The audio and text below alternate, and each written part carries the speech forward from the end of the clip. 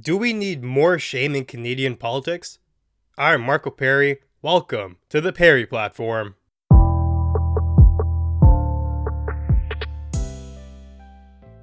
Maclean's put out an article this weekend, and I must say, I haven't disagreed with something so much in quite some time. The article is basically revolving around the idea that Canadian politics needs way more shame. I think that's dead wrong, and it overlooks some very obvious consequences, but more on that in a second. Scott Gilmore is the author of the article, and he writes that Canada needs men and women in power who are afraid to lie to us, who would be embarrassed to be caught out, who would blush and fear the consequences. So, right off the bat, we agree that lying is obviously undesirable in politics. I'm not too sure there are many people who would argue against that, but where we diverge is in the idea of shame. I don't agree that shame is the proper mechanism to get that done. This reminds me of abusing antibiotics, this sort of thinking. So, we have a problem. With the antibiotics, it's an infection. In this case, it's lying in politics. So, the antibody in this case would be shame, presumably. We're going to weed out 99% of the lying politicians, maybe, but we're going to be left with the strongest ones who are immune to shame. When you weaponize shame, the people who remain are those who are shameless. Just like how with antibodies, you use it against the weak, and those who remain are super powerful and immune to it. You can keep using the antibody against them, but it will have no effect, and we see that in today's world already. There are numerous politicians who are immune to shame. You cannot shame them into submission because they simply don't care. This is what happens when you are careless with your weaponry. And it's super ironic as well, because presumably, the people who are leaving office because you shamed them into submission are the kind of people that the author wants. He says that he wants people who are afraid of the consequences, who blush, who fear, who would be destroyed if they were caught lying. Well, you did catch those people, and you've got rid of them now. Those who remain share no such common decency. They don't care if you shame them. They will remain in power because they are there for the power. A lot of regular people don't want to touch politics with a 10-foot pole because they know everything they say is going to be heavily scrutinized, they're going to be bullied, they're going to be attacked, and they're going to be shamed if they go against the grain. This is already happening as we go about our daily lives today. I would suspect that if you were actually the type of person who cared a lot about being shamed and you felt bad if you misled the public and you had their best interests at heart, being in politics would be a living nightmare because you would constantly be facing that pressure. Now, the author then goes into some anecdotes and expresses his experience with foreign governments. He writes, I eventually understood that if a person does not need to worry about consequences, they also do not need to worry about how others see them, and that is largely correct, but he's presented a false framing where he seems to imply that shame is either the best or the only consequence mechanism. It's the only way to go about ensuring that people do not lie, and obviously that is not true. There are a bunch of other things that can happen as well. If you lie, you can be voted out of office, you can be impeached, you can lose support from your own party constituents, you can be deemed not fit for another term of service, and those are all adequate avenues to establish truth as a principle that we desire. Another issue here with the shame idea is that it's far less effective when the populace is divided, such as that in America. The left shames the right every day. The right shames the left every day as well.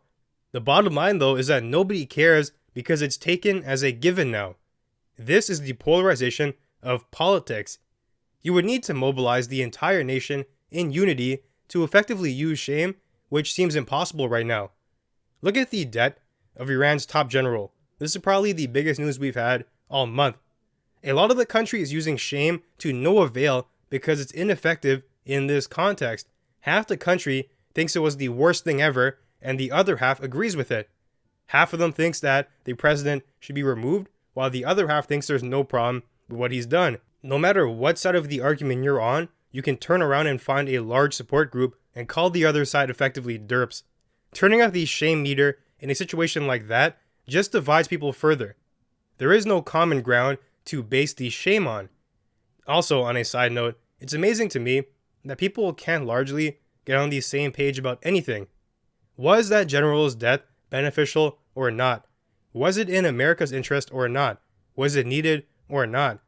Everyone sticks to party lines with massively different visions for the country. When you don't even start from the same basis, your conclusions will widely differ. People think differently about what America should be, what we should be going after, and what the future vision of the country is. There is disjointment deep in the system. Now, this really is poison to a country as a whole. I think shame as a weapon makes that worse. Canada had its own experience with shame just a little while back, which the author seems to have forgotten. In the federal election, we had Trudeau's blackface become headline news. People found photos of him from decades ago, maybe a decade ago, and it was him dressed up in a costume with his face painted. There was a brown face and a blackface photo. People try to shame him into submission. People were calling for his head. They wanted him to step down over that, over something not heavily correlated to the politics at hand. Then you had Andrew Scheer. There was a scandal about him being a dual citizen. Oh, he's American too? Look at these interests. He could be acting in favor of America and other outlandish claims that people were making, trying to shame him into submission.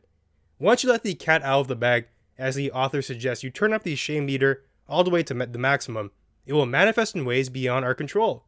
He thinks it's a good way to stop people from lying, but at these extremes, it's a good way to stop even good people from getting into politics in the first place. It can have the opposite consequence of what you intend.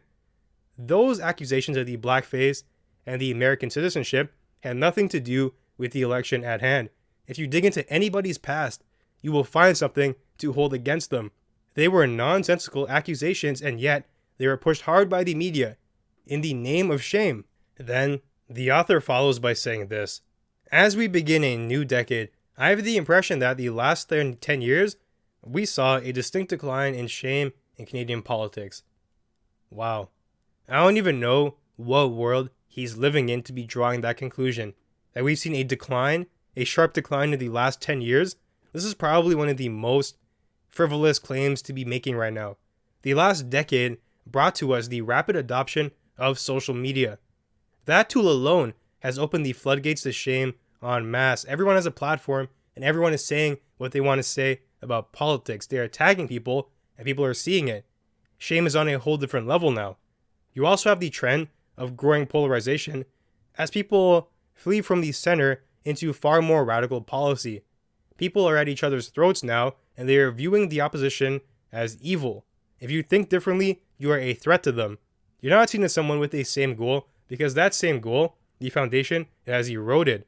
So, no, there has not been a distinct decline in shame.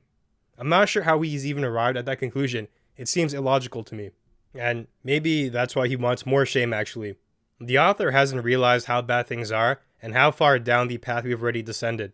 But at the same time, I have to give him credit because he has identified some actual trends, such as journalists are not having the easiest time with holding politicians accountable because everyone's got an agenda, and news is heavily leaning in a direction or another, for the most part. But finding an objective journalist is hard these days, but I think that's a separate issue from the topic of shame. Then, he also makes another very interesting connection. He says that the liberals are lying about SNC and corruption, the conservatives are lying about climate change, the NDP is lying about the economy, and that's pretty funny to me because if you boil down the parties into their pinnacle of reasons why people are not voting for them, for the liberals it probably was the SNC scandal, for the conservatives it probably was the climate change debacle, and for the NDP, they have grand illusions about the economy and just money in general. So, interesting stereotypes, but I do feel like there is some truth to that. And he also says some of the premiers like Doug Ford, Jason Kenney are simply delusional and lying to people en masse. And based on these premises, he believes that shame will fix things. By shaming the parties, by shaming Doug Ford, they'll stop lying magically. Newsflash, we've already tried this and the experiment has been going on for a long time now. Did shame work in America? Are the lies gone? Or are things worse now? Did shame work against Boris Johnson and Brexit? People were coming at him, making fun of him, trying to shame him into non-existence, but what happens? He got a sweeping re-election and he crushed the opposition. People like the author are quick to indulge in shame to the point of ineffectiveness. What happens when politicians don't care anymore because all the boys are crying wolf? Now, there is a time and place for shame. Bill Clinton having relations with his secretary while he was married to somebody. That is shameable. Canadian senators embezzling money. That is shameable. These are things we can all rally around, and we know it's wrong across party lines, and shame can have very salient effects on that. When used at a whim, though, for nonsense, you just set fire to your own artillery. You weaken it because you use it rapidly to no avail. You want politicians in office who are unlikely to lie in the first place. You don't even want those who you believe you have to shame into speaking the truth. It's the wrong problem, and you start on the wrong foot. This is a voting populist problem, though, and we have to ask ourselves, why are people willing to compromise so hard when it comes to candidates? One reason is because the opposition on both sides is seen as the devil incarnate. If you need to settle for a subpar character and the occasional lie here and there, well, that's a bargain that some people may entertain to avoid the other party. It's the problem with polarization. On the left, you feel like the right hates the world, they want to see it burn, they hate poor people and everything else, and you're going to do everything you can to avoid that. It's going to lead you to attach to characters on the far left because they are the opposite, supposedly. They love everyone, they want what's best, they're all for social justice, and you're going to settle for any deficiencies to get that happening. Now on the right, it's the same thing. Everyone on the left is a bleeding heart. They have no logic. They're people who want to see the world destroyed. They're going to kill our country, and as a result, we're going to let people on the right enter politics who have a subpar character. People who are going to lie to you because it's a compromise. It's a trade that we are going to accept to avoid a bigger evil. It's really a battle of the lesser evil here. What are you going to settle for to make sure you avoid the other side? And I think it's a downfall of our system. First of all, to only have two parties in contention every year is a bad idea because you enter that equation. We need more voices in politics to diversify your choices, to make sure that you don't have to settle as much. And related to that, I think very few people are truly diehard conservative or diehard liberal, which means that they abide by every single thing the policy says or the party says. Every single law they enact, every idea they have, the person is in favor of that. It's just not true. We're individuals with unique circumstances. You may like some things on the left and some things on the right, but in today's environment, it's impossible because you don't have that choice. You have to make a hierarchy and sacrifice some of your beliefs in order to elevate some of the other ones. You may like the liberal ideas of things like healthcare, but you also might like, for example, the right wing's advocacy for religion. You can't have both of those. I think it's a problem. That's a fault of the system for not offering you enough choices. And here's another interesting situation too. So let's say you do have these two candidates who are running against each other. Candidate A of the liberals and candidate B of the conservatives. What if they're both liars? Shame isn't going to do anything because that's the only choices you have. And I feel like that represents a lot of how Canada feels. In the election, they knew that Trudeau was a subpar candidate. He did lie about SNC and all that stuff. Then you have Andrew Scheer, a shady character who all he wants to do is shame Trudeau on stage. Every single thing he talks about is Trudeau related. He had no platform of his own. They were two bad candidates who weren't holding truth to the highest degree possible. But we had to make a choice, and shame wouldn't do anything for you because those are the realistic options available. It's dysfunctional, and shame is clearly not the medicine. It's not the remedy that we need. There are many underlying issues within our culture right now that need to be addressed first. Having a balanced voter base that uses logic instead of emotion would be a good start. Promoting open-mindedness and breaking down party lines would also be good. The foundation of this building has some cracks in it, and the author seemingly is all the way on the 30th floor trying to start a mini fire right now by trying to promote shame as the answer to our issues. And I must also say that democracy is an amazing thing, but it doesn't mean it doesn't have its faults, and we can make it better. We can improve it, but it will take the collective populace to get to that level. We have to be on the same page about it. Shame is an impactful tool when used correctly, but when you normalize it, when you weaponize it en masse, you set yourself up for failure. Just like the antibody situation, you weaken your own artillery to your own demise. Don't do that to yourself. It seems far more logical to me to reserve shame as a weapon that is used in the appropriate circumstances, not to just be ramped up across the board as the author seems to want. His realization that, shame is on the decline in Canada and we have to ramp it up is simply terrible. First of all, I think it's untrue. The opposite seems to be what's reality to me. shame has been on the increase, and to be advocating for more of it, it seems disastrous because we don't have the proper tools right now to harness it due to the split politics that we have. And at the same time, it's going to be massively ineffective against anything.